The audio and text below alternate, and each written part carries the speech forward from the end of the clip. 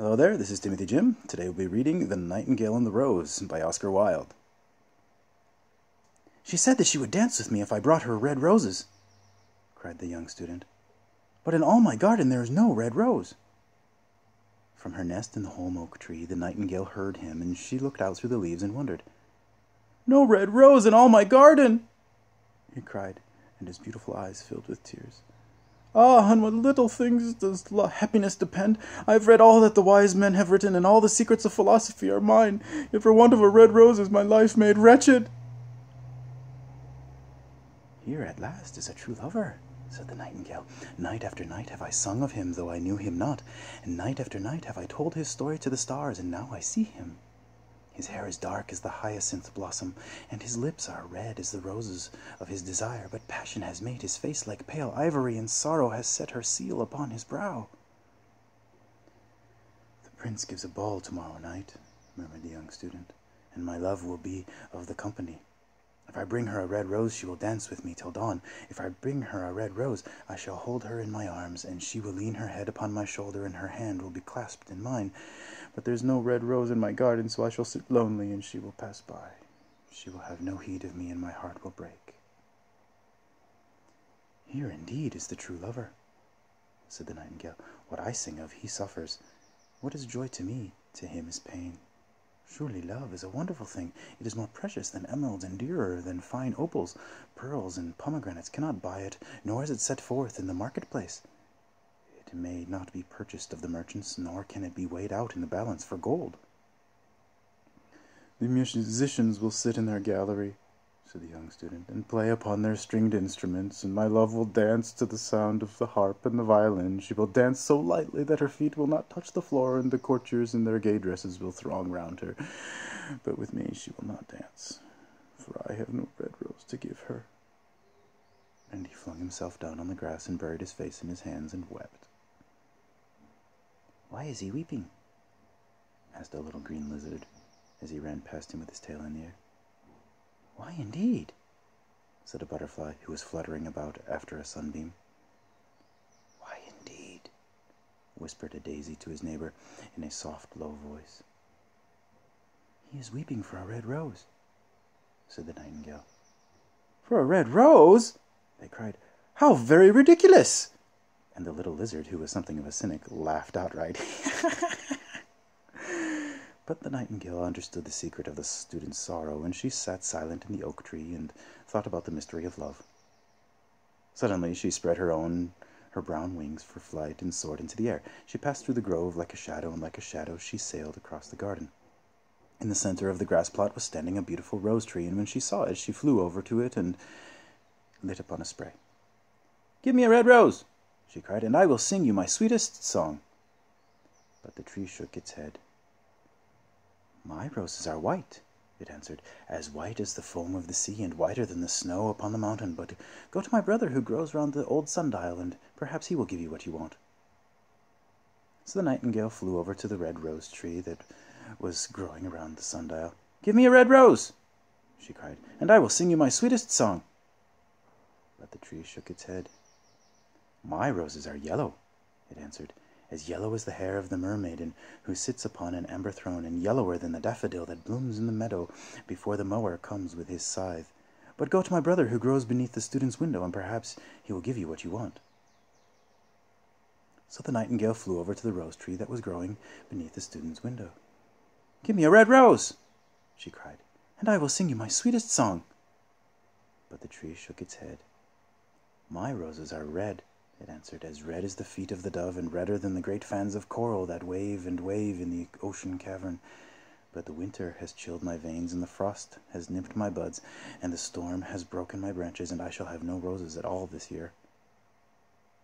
"One red rose is all that I want," cried the nightingale. "Only one red rose. Is there no way by which I can get it?" "There is a way," answered the tree, "but it is so terrible that I dare not tell it to you." "Tell it to me," said the nightingale. "I'm not afraid." "If you want a red rose," said the tree, "you must build it out of music by moonlight, and stain it with your own heart's blood. You must sing to me with your breast against the thorn. All night long you must sing to me, and the thorn must pierce your heart, and your lifeblood must flow into my veins and become wine."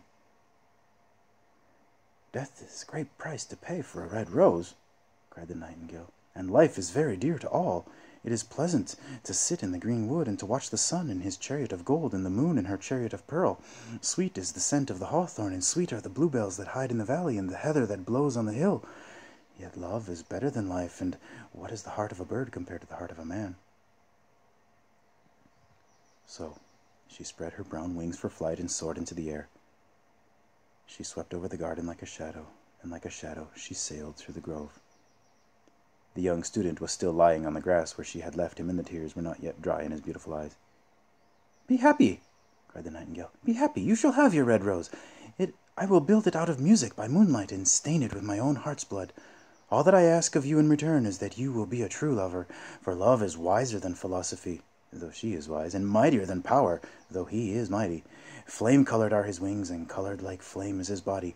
His lips are sweet as honey, and his breath is like frankincense." The student looked up from the grass and listened, but he could not understand what the nightingale was saying to him, for he only knew the things that are written down in books. But the oak tree understood and felt sad, for he was very fond of the little nightingale who had built her nest in his branches. "Sing me one last song," he whispered. "I shall feel very lonely when you are gone." So the nightingale sang to the oak tree, and her voice was like water bubbling from a silver jar. When she had finished her song, the student got up and pulled a notebook and a lead pencil out of his pocket. "She has form," he said to himself as he walked away through the grove, "that cannot be denied to her. But has she got feeling? I'm afraid not. In fact, she is like most artists. She is all style, without any sincerity. She would not sacrifice herself for others. She thinks merely of music, and everybody knows that the arts are selfish. Still, it must be admitted that she has some beautiful notes in her voice. What a pity it is that they do not mean anything or do any practical good." And he went into his room and lay down on his little pallet bed and began to think of his love, and after a time he fell asleep. And when the moon shone in the heavens, the nightingale flew to the rose tree and set her breast against the thorn. All night long she sang with her breast against the thorn, and the cold crystal moon leaned down and listened. All night long she sang, and the thorn went deeper and deeper into her breast, and her lifeblood ebbed away from her. She sang first of the birth of love in the heart of a boy and a girl, and on the topmost spray of the rose tree there blossomed a marvelous rose, petal following petal, as song followed song. Pale as it was, at first, as the mist that hangs over the river, pale as the feet of the morning, and silver as the wings of the dawn, as the shadow of a rose in a mirror of silver, as the shadow of a rose in a water-pool, so the rose that blossomed on the topmost spray of the tree. But the tree cried to the nightingale to press closer against the thorn. "Press closer, little nightingale," cried the tree, "or the day will come before the rose is finished." So the nightingale pressed closer against the thorn, and louder grew her song, for she sang of the birth of passion in the soul of a man and a maid. And a delicate flush of pink came into the leaves of the rose, like the flush in the face of the bridegroom when he kisses the lips of his bride. But the thorn had not yet reached her heart, so the rose's heart remained white, for only a nightingale's heart's blood can crimson the heart of a rose. And the tree cried to the... And the marvelous rose became crimson. And the tree cried to the nightingale to press closer against the thorn. "Press closer, little nightingale," cried the tree, "or the day will come before the rose is finished." So the nightingale pressed closer against the thorn, and the thorn touched her heart, and a fierce pang of pain shot through her. Bitter, bitter was the pain, and wilder grew her song, for she sang of the love that is perfected by death, of the love that dies not in the tomb.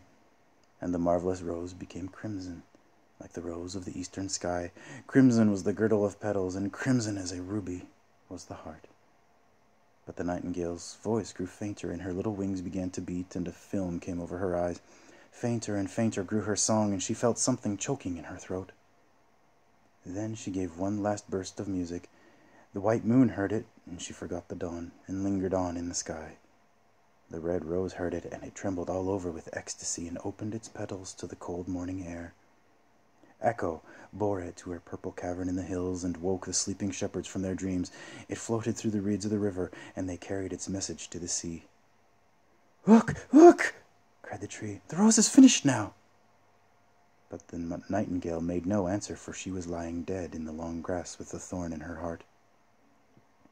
And at noon the student opened his window and looked out. "Why, what a wonderful piece of luck!" he cried. "Here is a red rose. I have never seen any rose like it in all my life. It is so beautiful that I am sure it has a long Latin name." And he leaned down and plucked it. Then he put it on his hat and ran up to the professor's house with the rose in his hand. The daughter of the professor was sitting in the doorway, winding blue silk on a reel, and her little dog was lying at her feet. "You said that you would dance with me if I brought you a red rose," cried the student. "Here is the reddest rose in all the world. You will wear it tonight next to your heart, and as we dance together, it will tell you how I love you." But the girl frowned. "I'm afraid it will not go with my dress," she answered. "And besides, the chamberlain's nephew has sent me some real jewels, and everyone knows that jewels cost far more than flowers." "Well, upon my word, you are very ungrateful," said the student angrily, and he threw the rose into the street, where it fell into the gutter, and a cartwheel went over it. "Ungrateful?" said the girl. "I tell you what, you are very rude. And after all, who are you? Only a student. Why, I don't believe you have even got silver buckles to your shoes as the chamberlain's nephew has." And she got up from her chair and went into the house.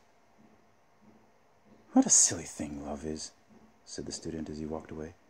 "It is not half as useful as logic, for it does not prove anything, and it is always telling one of things that are not going to happen and making one believe things that are not true. In fact, it is quite unpractical, and as in this age to be practical is everything, I shall go back to philosophy and study metaphysics."